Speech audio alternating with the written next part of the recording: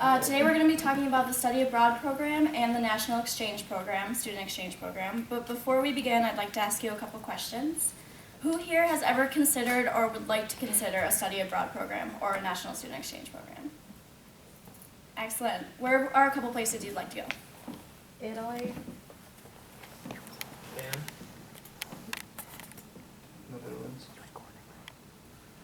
Far away. Anywhere specific? Australia. Australia. Excellent. Well, whether it's Italy, Japan, the Netherlands, Australia, or anywhere around the world, those are just a few of the amazing places you could travel to through the MSUM Study Abroad program. Not to mention the amazing places you could travel through within the U.S. through the National Student Exchange Program. We are all here at MSUM as students, and it is really important to know all the amazing opportunities our campus has to offer.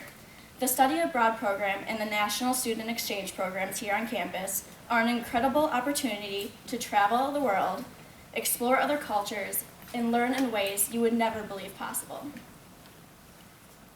Every student here should consider this program because it is an experience you will never forget. In this presentation, we will talk about the general cost of these programs, how to get signed up, where to go, and why to consider the Study Abroad program or the National Student Exchange Program. First up, to talk about the general costs, we have Caitlin.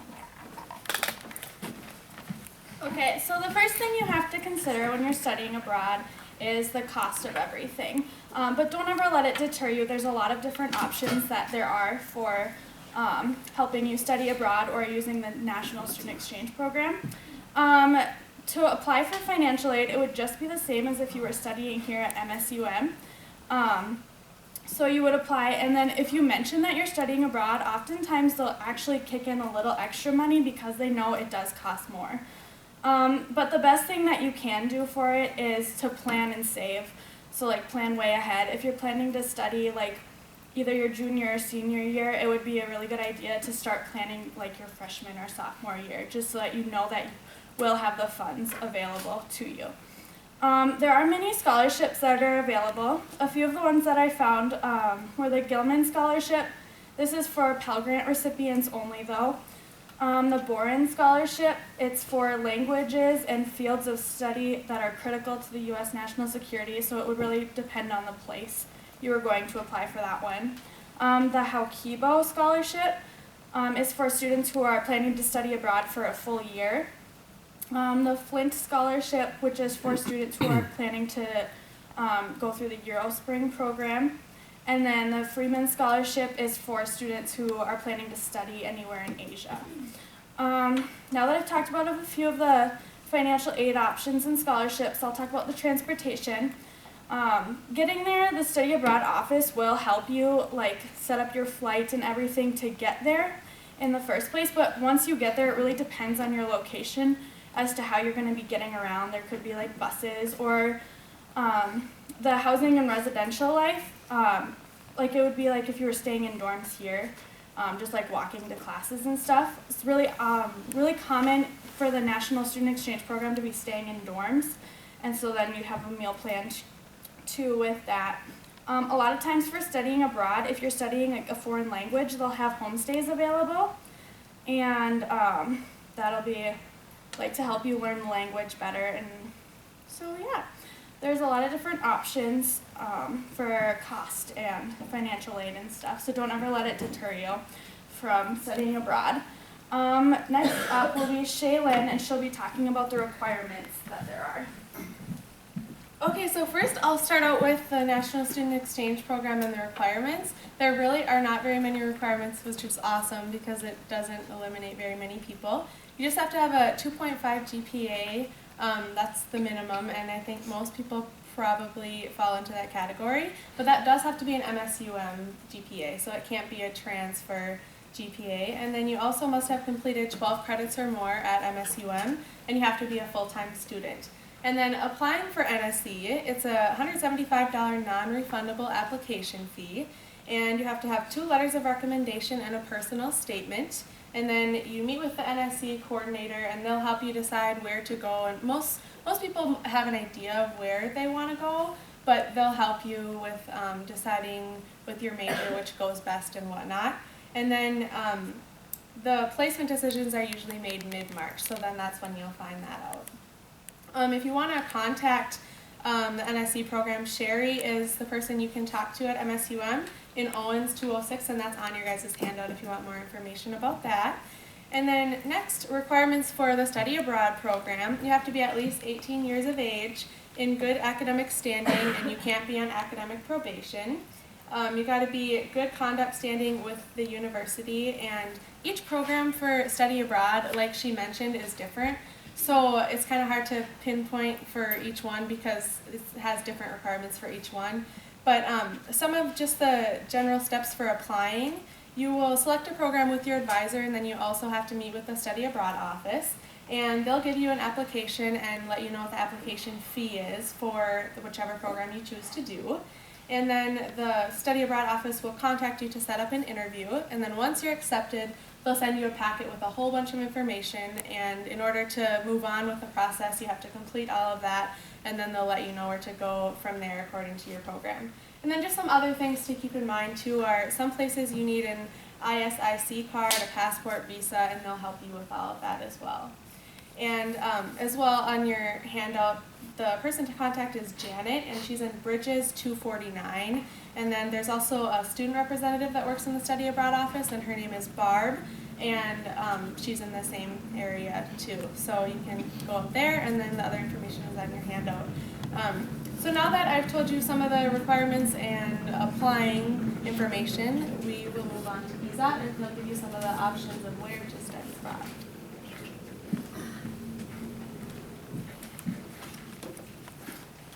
Where to go for studying abroad?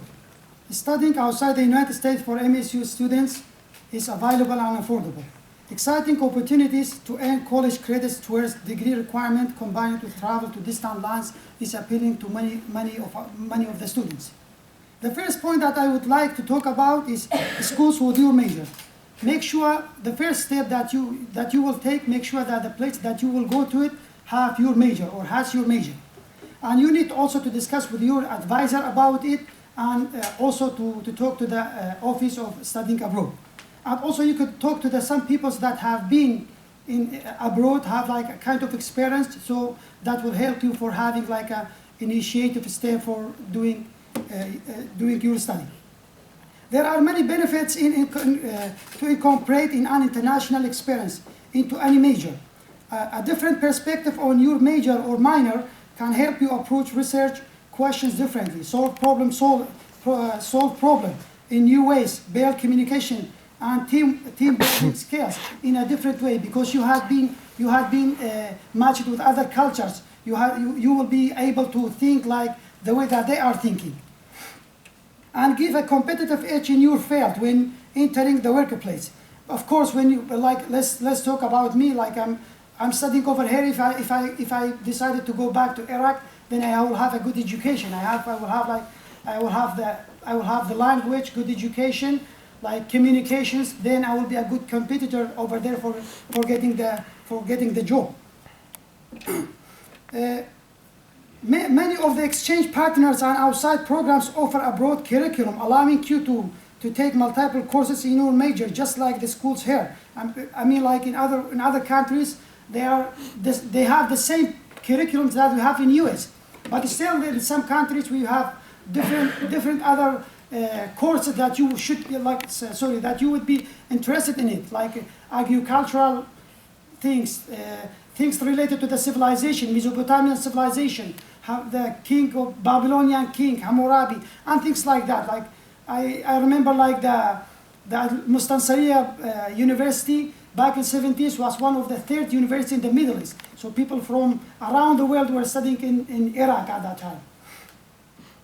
Some of these majors and minors are like the majors and minors that we have in other countries that we need to think about it. We have anthropology, engineering, social studies, political issues. So you need to know about these things. After knowing about schools with your major, the next point that I would like to talk about is common places to go. Where can I go? Argentina, Brazil, Germany, Middle East, Asia. There's lots of places around the world that are available for the students from the US to have the chances to study over there. Where you want to go may not only depend on your course of study. There's lots of other issues that should appeal to you in order to decide which place you want to go, like the climate, personal preference, values, what you see, cost of living. All these are factors that will be affecting on your decision. Some of the best universities around the world, I just picked up like 2 universities. Paris University, which is a highly impressive selection of internationally ranked university. Paris, it's in the Europe. It's one of the romantic countries. Still, you could explore the other countries around Paris. I mean, you would be in the middle of Europe. The other university that I would like to talk about is Melbourne University, which is the second largest city in Australia. In Australia, it has plenty to offer, like beach life, nightlife, comedies, music. 7 international ranked university to choose from. Besides, we would like to know about Australia. Australia is one of the continents. It's one of the 7 continents, and it's like a big continent, but just like the population of Australia is just 26 million people. Like comparing to US, it's just like one of the big cities that we have in US. But still we have all these courses that we could have, we could study over there. I don't want to mention some other more universities, but just as a name like London, Hong Kong, Tokyo, Montreal, Munich, Zurich, like all these are other choices that you need to look at it.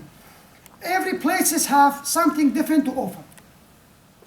Identifying some places to go. Now, my second main point is why studying abroad, or what are the benefits of studying abroad. Studying abroad programs are a great way to expand your horizons and at the same time earn college credits towards the completion of your academic programs. You will get information. You will know about the other cultures. You will know about their traditions, their history. So that will give you a chance to compete with other peoples in some offices that their jobs are related, their customers are from the other countries. Let's say from US or other Europe and other countries. So if I go back to Iraq, if there's offices like that, so I will have moved, like I will have a bigger chance for working in these offices because I have like a kind like a background about, let's say, Moorhead or US. I know what's going over here, how they think,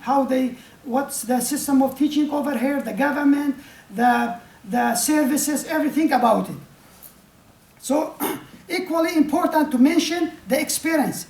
You will gain international experience, cosmopolitan, yes, and expose a distinguished edge in today's competitive job market. It also exposes you to different teaching methods and experiencing on academic topics. By the way, I talk about the different teaching methods. I remember last quizzes when we had with Dr. Teresa, when it was example, it was a kind like playing cards. So you guys here. So it was enjoying. There was no anxiety to care for that exam the night before, because you already know that it will be a kind of enjoyment. So we don't have these kinds of exams back at home, like define this, explain in detail, write what are the characteristics. We have these kinds of exams over there. So if I got a chance to be back, then I will be using this experience that I have over here to be applied over there.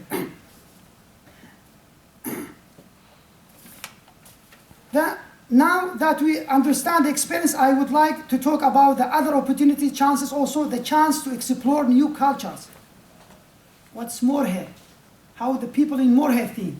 How the people of US think? The system of running the government. Why we have 360 million people living in US and they are organized? Why we just have we have 26 million people living in Iraq and we cannot manage ourselves? Like there's wars, conflicts, things like that, so we cannot run the government. So we need to think about these things, and we need to look at what we have over here and try to take it over there. So I guess this was all that I tried to talk about it. So people's way of life, because it will be like people that you will be dealing with them, they will be different than you. This was the last thing I want to talk about it. Now I will give a chance to Anne to. Thanks. Before studying the journey to study abroad, you should look at the cost, how to get signed up, where and why to study. Without looking at these topics, students will have a hard time beginning the process.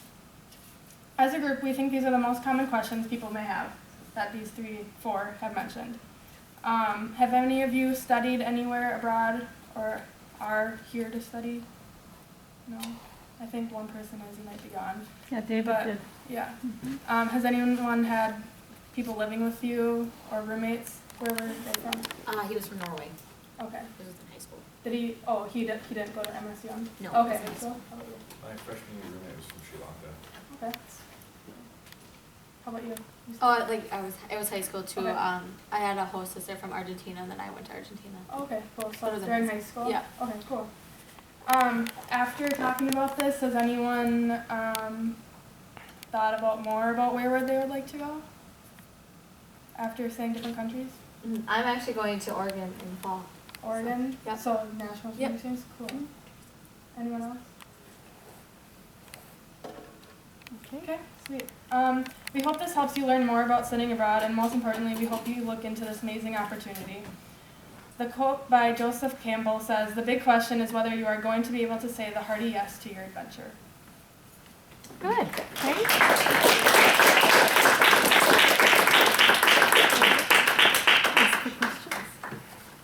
Do you have any questions? Suggest to do if you run into problems like running out of money in a foreign country?